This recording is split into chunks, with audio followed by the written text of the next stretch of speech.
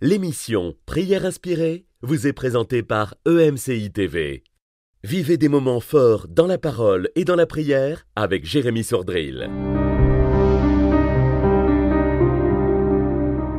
Bonjour, comme vous le savez, nous sommes en train de créer le nouveau décor de prière inspirée. Et pendant que nous sommes en train de finaliser les derniers détails, je me suis dit, je vais continuer quand même de vous encourager, de vous bénir à travers cette émission Prière inspirée. Et j'ai fait installer le décor dans le sous-sol de ma maison. Donc pendant plusieurs jours, je vais être avec vous.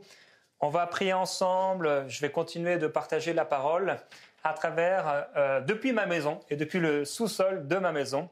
Et voilà. Donc ensemble, on va se retrouver dans Prière inspirée tous les jours. Et pendant plusieurs jours, depuis le sous-sol de ma maison, on continue de prier et d'être encouragé par la parole de Dieu. On se retrouve donc dans Prière inspirée. Bonjour et bienvenue dans Prière inspirée. Je suis très heureux de vous retrouver pour cette nouvelle série que je fais à nouveau depuis le sous-sol de ma maison. Et pendant cette semaine, je vais vous parler du jeûne et de la prière, particulièrement du jeûne. Mais bien sûr également, le jeûne est associé à la prière. Et je vais vous expliquer pourquoi le jeûne n'est pas une option en tant que disciple du Seigneur Jésus-Christ. En effet, si vous appartenez au Seigneur et que vous êtes entre guillemets plus qu'un chrétien, que vous souhaitez être un disciple de Jésus, le Seigneur vous appelle à jeûner. Et pendant cette semaine, je vais vous donner aujourd'hui 20 raisons pour lesquelles vous devriez jeûner. Pendant cette semaine, je vais vous parler également de la puissance du jeûne pour briser la chair, vaincre le péché. Et je vais vous encourager à devenir un homme ou une femme de prière. Je vais vous parler également du ministère surnaturel du jeûne et de la prière et comment vous pouvez servir le Seigneur au milieu du jeûne et de la prière. Alors aujourd'hui, partagez avec vous 20 raisons de jeûner et le fait que ce n'est pas une option de jeûner. Alors premièrement, on peut aller dans Matthieu au chapitre 6 et au verset 16. Matthieu 6, verset 16. Jésus dit « Lorsque vous jeûnez, ne prenez pas un air triste comme les hypocrites. Ils se rendent le visage tout défait pour montrer aux hommes qu'ils jeûnent. En vérité, je vous le dis, ils reçoivent leur récompense. Mais quand tu jeûnes, parfume ta tête et lave ton visage afin de ne pas montrer aux hommes que tu jeûnes. » Premièrement, avant de donner les 20 raisons pour lesquelles on devrait jeûner, on voit que le jeûne, c'est quelque chose de normal pour Jésus-Christ. Il dit « lorsque vous jeûnez ». Et un peu plus loin, « mais quand tu jeûnes ». Donc, en tant qu'enfants de Dieu, nous devrions apprendre le jeûne. Amener ce principe dans notre vie à être expérimenté, à être vécu. Et on va voir que le jeûne a de multiples grâces, de multiples bénédictions qui, lorsqu'il est pratiqué, se manifestent dans notre vie. Et je prie vraiment que pendant cette semaine, vous soyez puissamment fortifiés par le Saint-Esprit, que pendant cette semaine, vous receviez des révélations fraîches de la part de Dieu qui vous amènent à couler dans cette peut-être nouveauté pour vous. Certains d'entre vous, c'est quelque chose de normal, de régulier. D'autres encore, c'est peut-être seulement quand votre pasteur fait un appel à jeûner ensemble en tant qu'Église. Mais d'autres, vous ne connaissez pas vraiment le jeûne et la prière. Et j'aimerais vraiment, pendant cette semaine, vous inspirer et vous donner soif de vivre cette expérience du jeûne et de la prière. D'autres encore, peut-être vous avez essayé une fois et vous avez trouvé ça tellement dur. Le ventre grognait, vous aviez faim et vous ne pensiez qu'à votre nourriture. Peut-être certains, vous avez été jusqu'au bout et à peine la dernière minute était passée que le repas était déjà prêt, que vous êtes empiffré. Mais on va voir que le jeûne, c'est bien plus que ça. Dieu a quelque chose de meilleur pour nous que simplement le fait de se priver de nourriture. On va parler de la puissance du jeûne.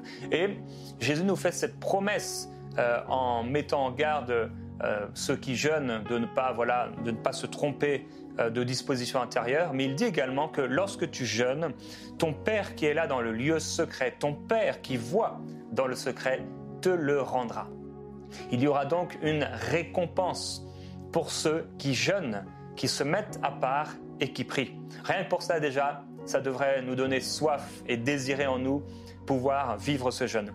Et on devrait jeûner tout simplement parce que Jésus l'a demandé. Dans Matthieu chapitre 9 et au verset 15, Matthieu 9, 15, il est écrit Jésus leur répondit, « Les amis de l'époux peuvent-ils s'affliger pendant que l'époux est avec eux? Les jours viendront où l'époux leur sera enlevé, et alors ils jeûneront. » Voilà, c'est très clair. Jésus a dit que ses disciples, quand ils repartiraient, ses disciples jeûneront. Et si vous faites partie des disciples du Seigneur Jésus-Christ, le Seigneur vous appelle à jeûner. Et Dieu n'est pas là aujourd'hui pour vous condamner, parce que peut-être vous n'avez jamais jeûné ou vous avez peu jeûné, mais il est là pour vous inspirer par son esprit, parce qu'il veut vous amener plus loin. Il veut vous amener dans une nouvelle dimension. Et parfois on prie, on dit au Seigneur, « Oh Seigneur, je veux plus de toi. Seigneur, j'ai soif de toi. » Ah frères et sœurs, le jeûne, c'est une route et c'est un chemin pour vivre de nouvelles dimensions avec le Seigneur Jésus-Christ. Et ça a un impact sur tous les domaines de notre vie. Alors, une chose aussi, c'est qu'on devrait jeûner parce que le Saint-Esprit nous y pousse. Est-ce que ça vous est déjà arrivé? Certainement que ça vous est déjà arrivé. Tout à coup, vous avez un désir soudain de jeûner. Une pensée. Quand je parle de désir, c'est vraiment quelque chose qui vient de manière infime, quelque chose qui vient à l'intérieur de vous et qui vous dit « Ah, je devrais jeûner ». Ça, c'est le Saint-Esprit.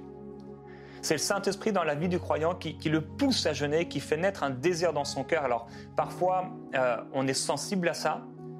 Et parfois, parce qu'on ne connaît pas l'impact du jeûne et de la prière, eh bien, on va mépriser un peu cette voix et cette pensée en imaginant que, ok, bon, c'est juste une pensée, on chasse la pensée parce qu'on se dit que ça n'a pas une très grande importance. Et pourtant, le jeûne a une importance vraiment, vraiment, vraiment très, très, très importante. On peut le voir tout au long de la parole de Dieu. Donc, cette petite envie, ce petit désir qu'on sent à l'intérieur, c'est Dieu le Saint-Esprit. Oui, Dieu le Saint-Esprit qui nous pousse à prier. Et s'il veut nous faire vivre cette prière, ce jeûne, ce temps de jeûne et de prière, c'est qu'il en connaît les raisons, c'est que c'est important et c'est que ça portera du fruit pour son royaume. Alors, je vais faire quelques remarques sur le jeûne.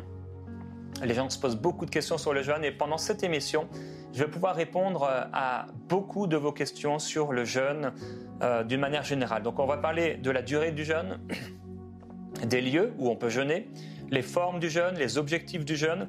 Ils sont nombreux et il faut avoir, premièrement, les bonnes dispositions pour jeûner. Donc, les dispositions intérieures du cœur. On a vu, Jésus met en garde ceux qui jeûnent par rapport aux bonnes dispositions intérieures du cœur, mais ça ne veut pas dire qu'on ne devrait pas jeûner. C'est comme lorsque Jésus parle de la dîme aux pharisiens, il dit « vous auriez dû donner la dîme, mais pas en oubliant ce qui est le plus important. » Et de la même manière, on ne devrait pas oublier de jeûner, mais on ne devrait pas jeûner en oubliant ce qui est le plus important dans le jeûne. Et le plus important, ce n'est pas le manger et le boire ou le fait de s'en abstenir, mais c'est le royaume de Dieu, la justice, la paix par le Saint-Esprit, la joie par le Saint-Esprit. Alors dans Luc au chapitre 18, Luc chapitre 18 et au verset 12,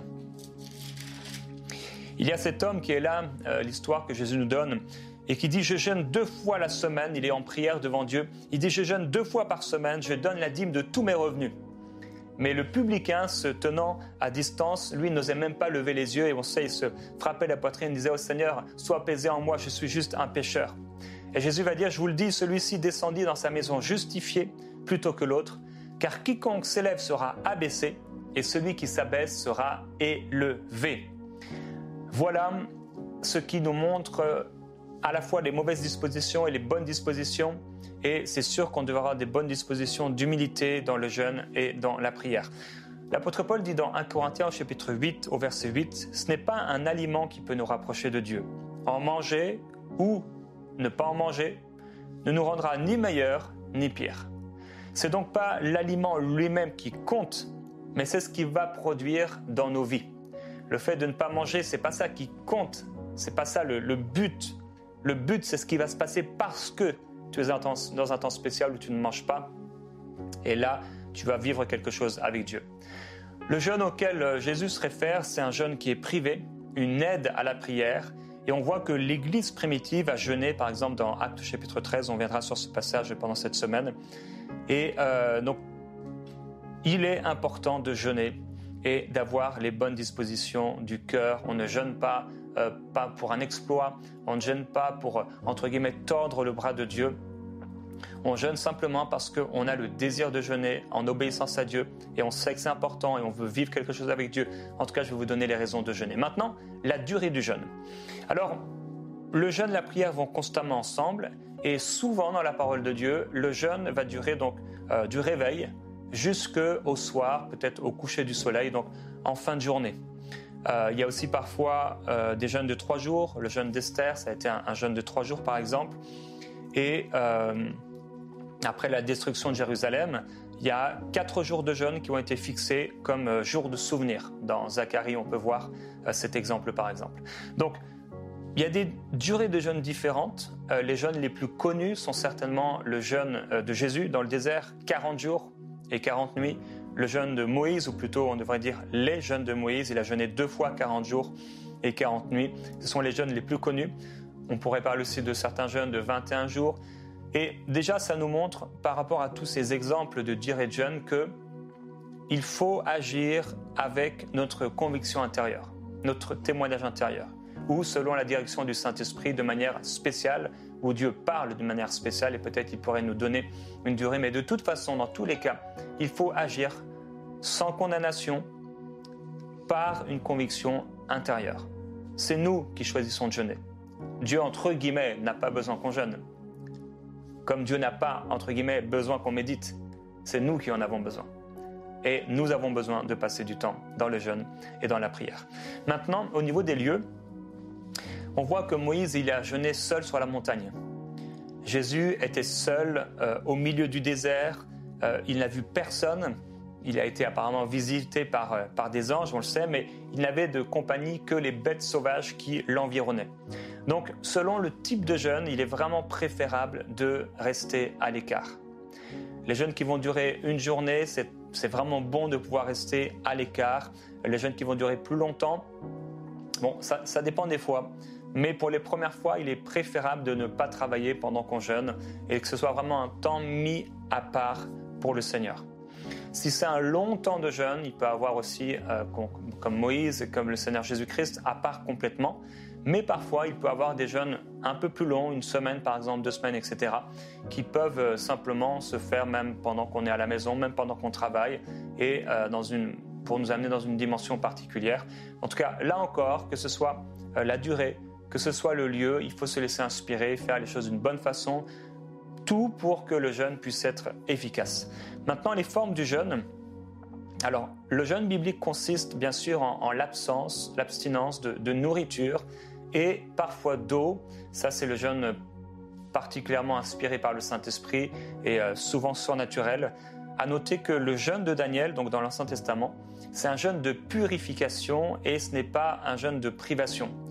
Personnellement, je préfère appeler le jeûne d'ailleurs de Daniel un régime alimentaire.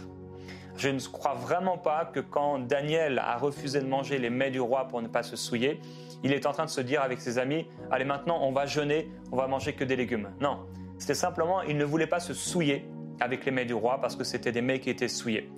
Donc, on a souvent pris ça pour prendre un exemple pour nous. Mais ok, on va faire le jeûne de Daniel. Mais comme a dit quelqu'un, et je trouve que c'était une des phrases les plus profondes peut-être sur le jeûne, c'est que ce soit Jésus a eu son jeûne, Daniel a eu son jeûne, Esther a eu son jeûne.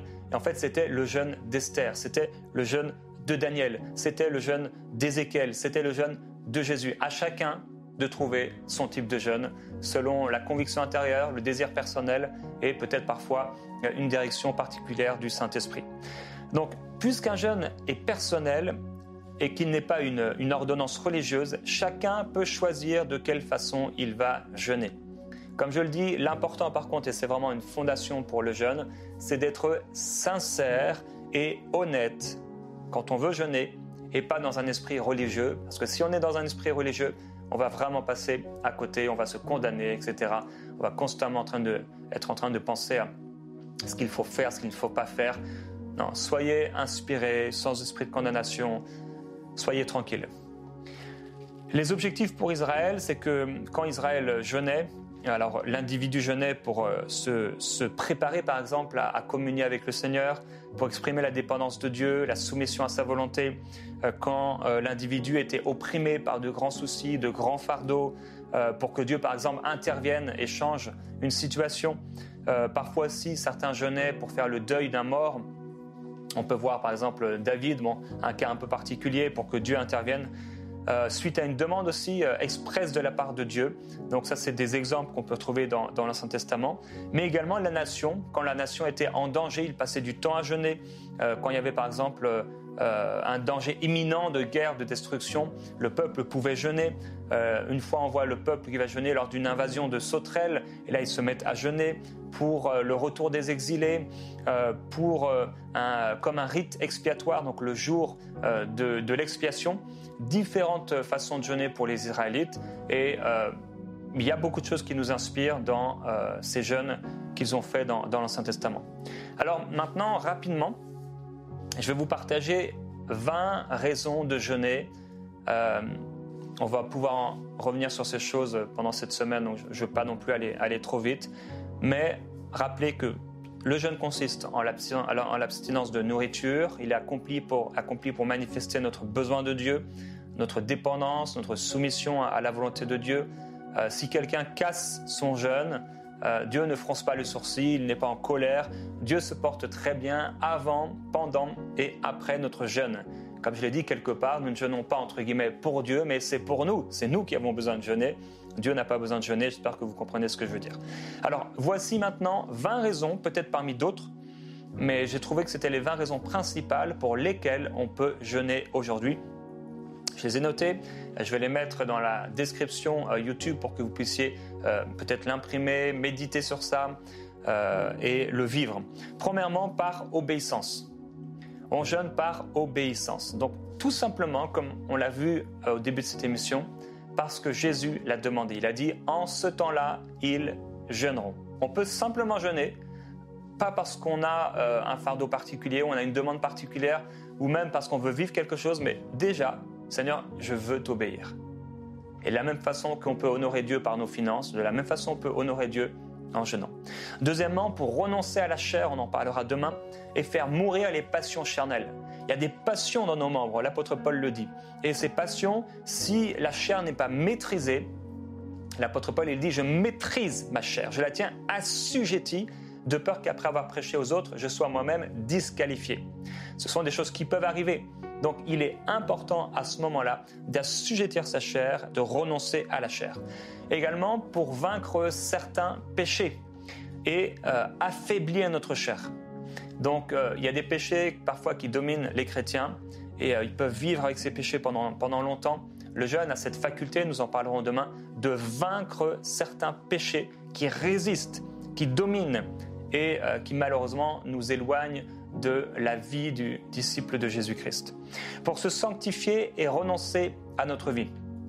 Le jeûne va avoir tout un aspect de sanctification au milieu du jeûne. Ce n'est pas, entre guillemets, par le jeûne, donc par l'abstinence de nourriture que nous nous sanctifions, mais c'est au milieu de cette abstinence que nous vivons des choses avec Dieu et que nous nous sanctifions à la sainteté de Dieu, le renoncement à notre vie. Ce sont des choses qui vont être vécues dans le jeûne et dans la prière.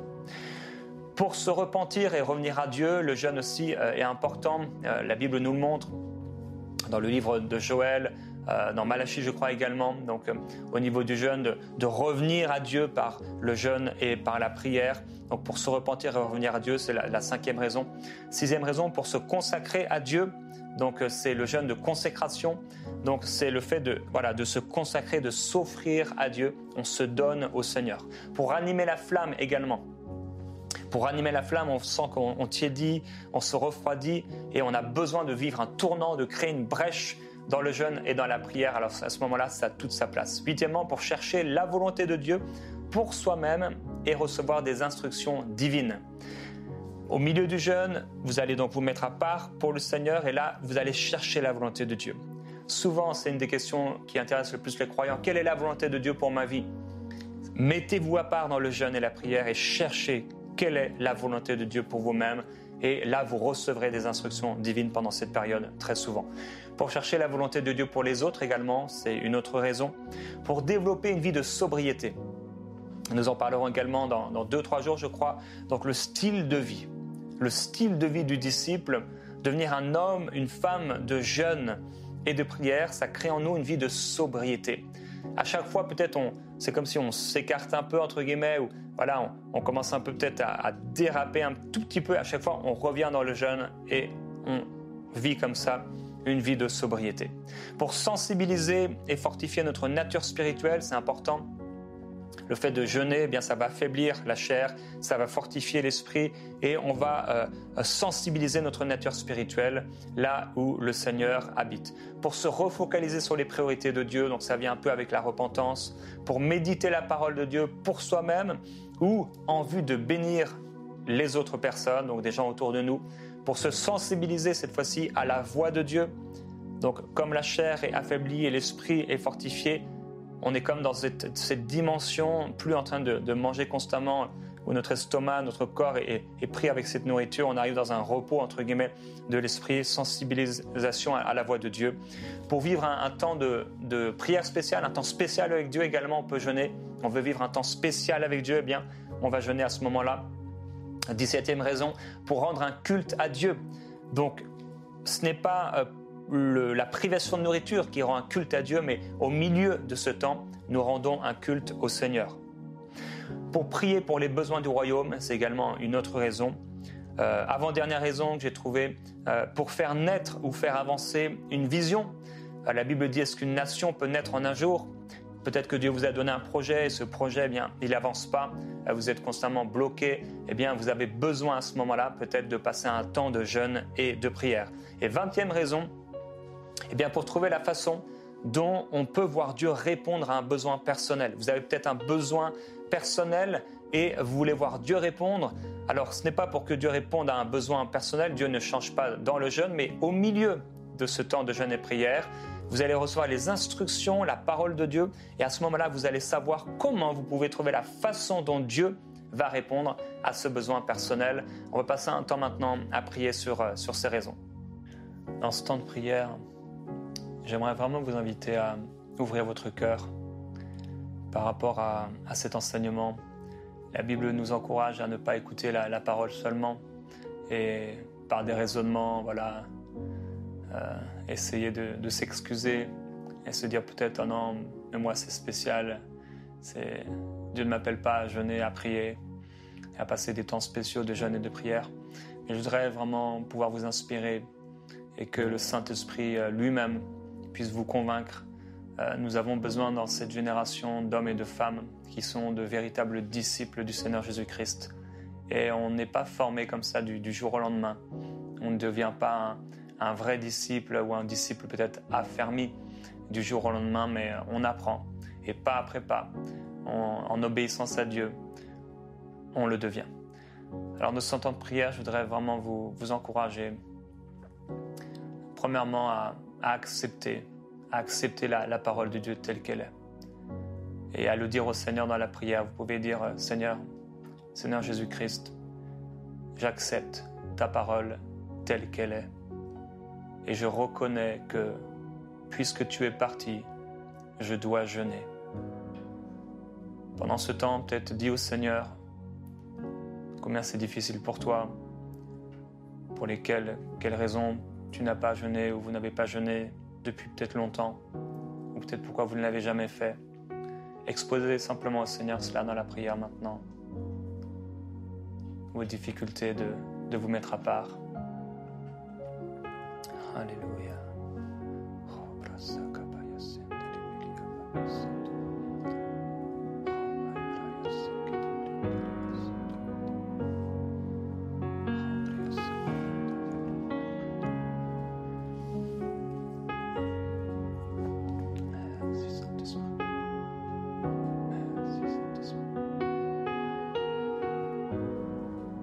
Et maintenant, dis-lui, Seigneur, je vais jeûner. Je vais prendre ce temps à part en obéissance à ta parole. Mais s'il te plaît, fais-moi vivre quelque chose de nouveau. Fais-moi vivre quelque chose de supérieur à ce que je connais. Amène-moi dans une nouvelle dimension. Saisis-toi de moi. Viens inonder mon esprit de ta présence. Viens remplir mon cœur de toi. Et je veux prier pour vous, Père, je prie pour tous ceux, Seigneur, qui vont s'engager à vivre une vie de jeûne, à se mettre à part dans le jeûne et la prière. Bien que ça a un coût, merci pour tous ceux, Père, qui vont obéir et qui vont se mettre à part, par obéissance, par soif, par désir, Seigneur, d'être avec toi dans ta présence. Tu as promis que le Père nous le rendrait. Et Seigneur, je prie pour eux qu'il y ait une grâce spéciale pour le jeûne et pour la prière. Je prie que cette parole qu'ils ont entendue aujourd'hui descende profondément dans leur cœur et les bâtisse, les fonde. Je prie, Père, oui, que ces disciples du Seigneur Jésus-Christ soient formés, deviennent de plus en plus matures et puissent vivre des expériences nouvelles dans le jeûne et dans la prière. Père, oui, je prie pour cette génération, mise à part, Seigneur, pour toi, consacrée pour toi, alors que tu es à la porte, alors que tu reviens bientôt, Seigneur Jésus-Christ. Tu nous as demandé de veiller et de prier. Et nous voulons veiller, nous voulons prier, nous voulons chercher ta face, nous voulons nous mettre à part pour toi, prendre ces temps de jeûne pour être avec toi, pour sensibiliser notre nature spirituelle, notre oreille, Seigneur, à ta voix. Nous voulons t'écouter, nous voulons t'entendre, nous voulons, Seigneur, t'aimer, t'adorer au milieu de ce temps de jeûne, de prière, te rendre un culte, te servir, Seigneur Jésus-Christ, méditer ta parole, nous approcher de toi. Nous avons faim et nous avons soif de toi. Père, que cette génération se lève, que cette génération, Seigneur, soit une génération qui sait préparer, pas une génération qui subit le combat, qui est surpris du combat, qui tombe et qui perd dans le combat, mais au contraire une génération qui s'est préparée, qui s'est mise à part dans le jeûne et la prière, et une génération qui est forte. Je prie que du plus jeune, Seigneur, adolescent, Seigneur, jusqu'au vieillard, que chacun puisse se mettre à part, Seigneur Jésus-Christ, et qu'ils soient forts, fortifiés dans leur esprit, que la nature spirituelle, Seigneur, puisse dominer sur la chair, que les péchés, à cause de ces temps de jeûne et de prière, certains péchés, Seigneur, qui étaient là et qui étaient résolus de résister encore et de dominer et de rendre esclave ton peuple, que ces péchés soient brisés au nom de Jésus-Christ. Père, je te glorifie. Je te remercie pour cet appel. Tu nous appelles à nous consacrer. Tu nous appelles à nous mettre à part parce que tu veux nous parler. Et ta parole déclare que tu veux nous amener dans le désert pour parler à notre cœur. Merci parce que c'est un temps de visitation. C'est un temps de mise à part. C'est un temps de consécration. C'est un temps de cœur à cœur. C'est un temps où tu viens nous parler. Saint-Esprit, prends le contrôle. Saisis-toi de nous.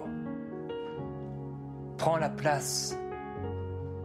Alors que je vais jeûner, prends la place du roi.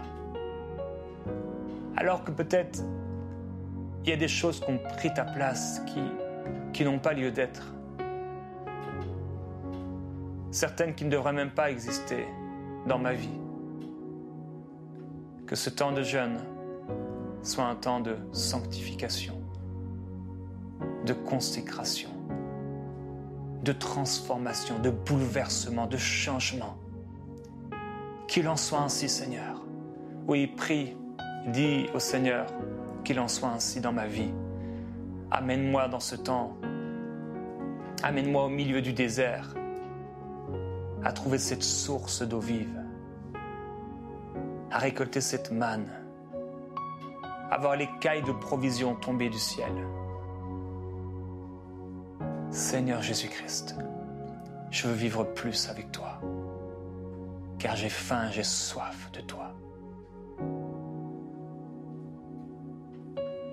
Après cette émission, pendant l'atmosphère de prière, je vous encourage à à vous soumettre à Dieu et à lui partager votre soif et votre faim de vivre avec lui quelque chose de nouveau. On va se retrouver demain et pendant toute cette semaine, je vais vous parler du jeûne et de la prière. Et demain, comment le jeûne peut amener la chair à être brisée et les péchés à être vaincus.